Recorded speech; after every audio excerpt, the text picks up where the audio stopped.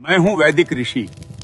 हमने इस भूमि का नाम भारत रखा राजा भरत के नाम पर, जो धर्म और साहस के प्रतीक थे। यही नाम आज तक जीवित है। मैं हूं पुराणों का भूगोलविद।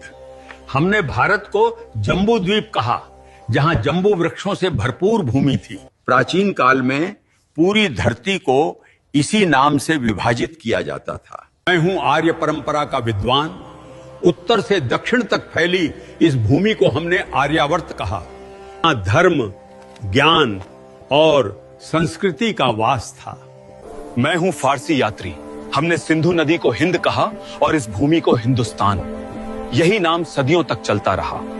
मैं हूं यूनानी भूगोलविद। हमने सिंधु नदी को इंडोस कहा और पूरी भूमि को इंडिया। यही नाम ब्रिटिश काल में आधिकारिक बन गया। मैं हूं प्राचीन व्यापारी। भारत की सोने जैसी भूमि के कारण हमने इसे सुवर्ण भूमि कहा। सोने, मसालों और धन की धरती। मैं हूं अरबी नाविक। हमने इस धरती को अल हिंद कहा। सागर, मसाला, व्यापार और ज्ञान की भूमि। मैं हूं फारसी इतिहासकार। हमने इस देश को हिंद कहा, जो सिंधु नदी से निकला नाम है। मैं हूं पुराणों का कथावाचक। इस उपमहाद्वीप को हमने भरतखंड कहा, राजा भरत की विशाल भूमि। मैं हूं चीन का भिक्षु यात्री। हमने भारत को जिहोनगना कहा, ज्ञान और आध्यात्मिकता की भूमि के लिए। मैं हूं प्राचीन चीनी इतिहासकार। हमने भारत को यिंगतू कहा, महान धर्म, संस्कृति और व्यापार की भूमि। मैं हूं सुश्रुत 600 ईसा पूर्व का शल्य चिकित्सक। मैंने नाक, कान और त्वचा की सर्जरी विकसित की, जिसे आज प्लास्टिक सर्जरी कहा जाता है। मेरी पुस्तक सुश्रुत संहिता में 300 से अधिक शल्य तकनीकें लिखी हैं। यही भारत की सर्जरी परंपरा की नींव है। मैं हूं चरक आयुर्वेद का आचार्य। 100 ईसा पूर्व मैंने लिखा था कि बीमारी का इलाज सिर्फ दवा से नहीं होता है। शरीर, मन और भोजन, तीनों का संतुलन जरूरी है। मैंने सिखाया कि हर पौधा दवा है और हर भोजन औषधि बन सकता है। मैं हूं प्राचीन भारत का नेत्र चिकित्सक। 800 ईसा पूर्व हम मोतियाबिंद की सर्जरी करते थे। एक पतली सलाई से आंख की धुंधली परत हटाकर दृष्टि वापस लौटा देते थे। इस तकनीक ने हजारों लोगों की रोशनी बचाई। दुनिया में पहली कैटरैक्ट सर्जरी भारत की धरती पर हुई थी। मैं हूं कोणार्क का शिल्पकार।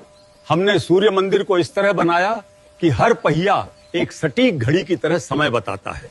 आज भी सूरज की किरणें हर घंटे पर ठीक इसी कोण से गिरती हैं, बिना किसी आधुनिक गणना के। मैं हूं भारतीय वास्तुकार।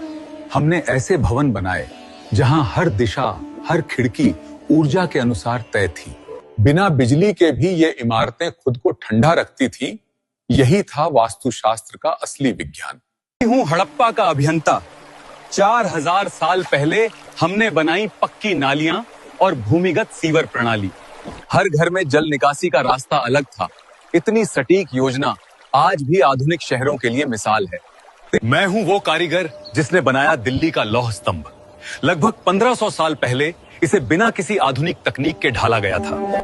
आज तक इसमें जंग नहीं लगी और विज्ञान अब भी इसका रहस्य नहीं सुलझा पाया। मैं हूं नागार्जुन। मैंने रसायन विद्या को विज्ञान बनाया, धातुओं को बदलने और औषधियां बनाने की विधियां खोजी। आज की आधुनिक केमिस्ट्री की जड़ें यहीं से निकली। मैं हूं कणाद। मैंने कहा हर वस्तु छोटे छोटे अणुओं से बनी है। जब दुनिया को परमाणु का नाम भी नहीं पता था, भारत ने उसका सिद्धांत लिखा।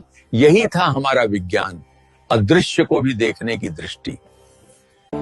मैं हूं भारद्वाज ऋषि। मेरे ग्रंथ विमान शास्त्र में वर्णन है कि मानव उड़ना सीख चुका था।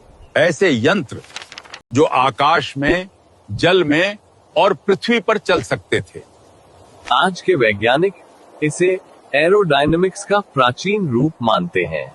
मेरा नाम है राजा राममोहन राय। मैंने 1829 में सती प्रथा को रोका, ताकि स्त्रियों को फिर से जीने का अधिकार मिले। मैं हरविलास शारदा हूं। 1929 में मैंने बाल विवाह निषेध कानून बनाया, ताकि बचपन मुस्कुरा सके।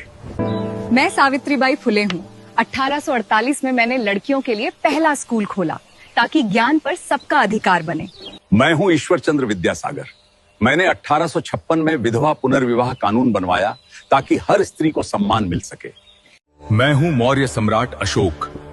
3री शताब्दी ईसा पूर्व में मैंने सारनाथ पर एक धर्म चक्र की स्थापना की। मेरा धर्म चक्र जीवन, गति और धर्म का प्रतीक है। इसमें 24 तीलियां हैं साहब। हर तीली एक मूल्य दर्शाती है। इन 24 तीलियों में हैं सत्य, संयम, न्याय, करुणा और परिश्रम। ये बताती हैं कि जीवन में ठहराव नहीं, निरंतर आगे बढ़ना ही धर्म है। सदियों बाद यही चक्र भारत के झंडे में आया। 22 जुलाई 1947 को इसे राष्ट्र की गति और प्रगति का प्रतीक बनाया गया। आज यही चक्र भारत के तिरंगे में है, जिसे आप अशोक चक्र के नाम से जानते हैं। मेरा नाम आर्यभट्ट है। 5वीं शताब्दी में मैंने शून्य का विचार दिया। यही शून्य गणित और खगोल शास्त्र की नींव बना। मैं वही हूँ जिसने न्यूटन से 400 साल पहले बताया था, हर वस्तु पृथ्वी की ओर गिरती है। जरा मेरा नाम बताओ कमेंट में। मैं हूँ सुश्रुत। जब दुनिया शरीर को छूने से डरती थी, तब हमने सर्जरी करना सीख लिया था। मेरा नाम चरक है। मैंने चरक संहिता लिखी, जहां हर पौधे को दवा की तरह समझा गया। मैं हूं पाणिनि। मैंने संस्कृत व्याकरण को सूत्रों में बांधा। आज भी दुनिया की कई भाषाएं उसी संरचना पर बनी हैं।